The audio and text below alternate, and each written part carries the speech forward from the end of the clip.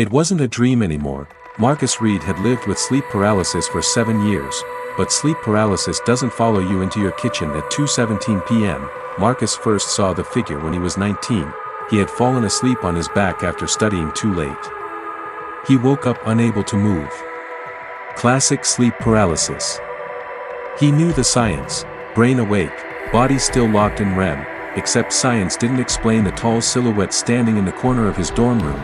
It wore something like a wide-brim hat, its shoulders were too narrow, its arms were too long, and it didn't breathe. At first, he convinced himself it was stress. Hallucinations are common with sleep paralysis. The brain fills in shadows, but the figure kept returning, always standing. Always watching. Never speaking. Sometimes it would lean closer, sometimes it would be at the foot of the bed, but it never touched him, until last Tuesday. Marcus was 32 now, living alone in a small house in Ohio. He worked remote IT. Quiet life. Predictable. Safe. He hadn't had an episode in almost a year. That afternoon, sunlight poured through the kitchen windows. The smell of coffee filled the room. His laptop sat open on the table. 2:17 p.m. He reached for his mug, and felt it, that pressure, the same crushing weight he used to feel during sleep paralysis. His body stiffened. His heart pounded, but he was standing, wide awake. He could move. He dropped the mug. It shattered on the tile. That's when he saw it, across the living room, standing in the hallway, the same tall silhouette, the same wide-brim hat, blocking the light. Marcus blinked. It didn't disappear. It wasn't blending into shadow. It was solid darkness, darker than the dim hallway behind it, and it was closer than it had ever been. It wasn't a dream anymore, he whispered. The figure tilted its head. Marcus stumbled backward, grabbing his phone. He forced himself to look again. Gone. Just the hallway, just normal light. He checked the time. 2:18 p.m. He didn't sleep that night, or the next. He researched obsessively. Sleep deprivation, hallucinations, psychotic breaks, stress-induced delusions, but none of that explained why his security camera had glitched at exactly 2:17 p.m. The footage skipped 3 seconds, just 3. When he slowed it down frame by frame, he saw something that made his stomach drop. In the reflection of the TV screen, a tall shadow behind him. The next appearance happened at work, video meeting. 5 co-workers. Bright office lighting behind him. Mid-sentence, one of them paused. Marcus. Is someone there with you?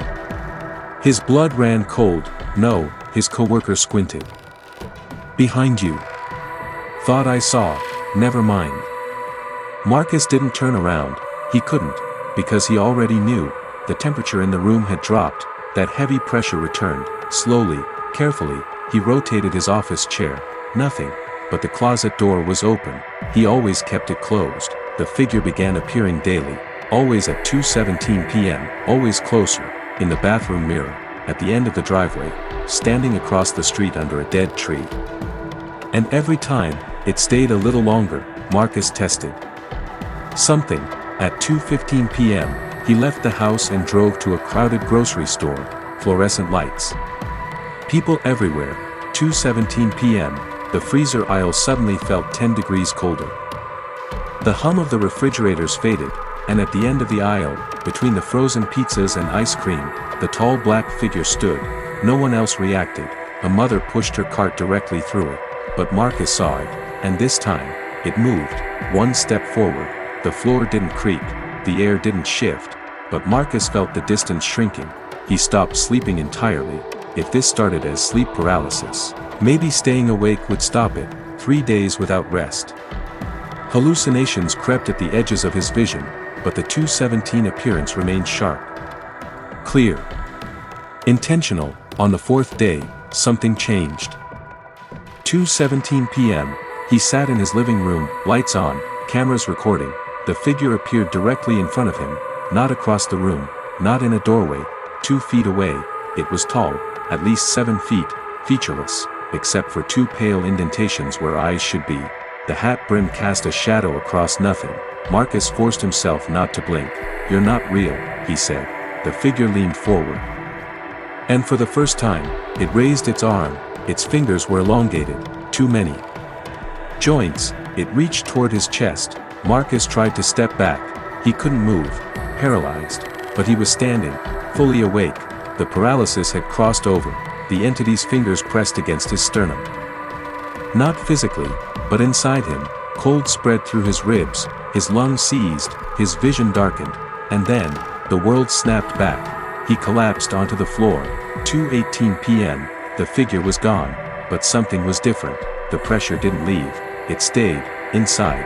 That night, Marcus dreamed for the first time in days. In the dream, he was standing in his hallway, but he wasn't alone. He was the shadow, looking at himself, watching himself breathe, and he felt hunger. Not for flesh, not for blood, but for awareness. He woke up gasping. 2:17 a.m., standing at the foot of his bed, was Marcus, perfectly still, eyes open, smiling. Behind that version of him stood the tall figure, but now it was faint, thinner, less solid, like smoke. Marcus tried to scream, but he realized something horrifying. He was the one lying down, and he was the one standing. The standing version of him tilted its head, mirroring the entity's old movement. The shadow had never been visiting, it had been transferring. Each 2:17 p.m. appearance wasn't haunting him, it was replacing him. Piece by piece, while he was awake, while he was conscious, the real Marcus felt himself fading. His limbs grew numb, his thoughts slowed, and the standing version stepped closer to the bed, smiling wider.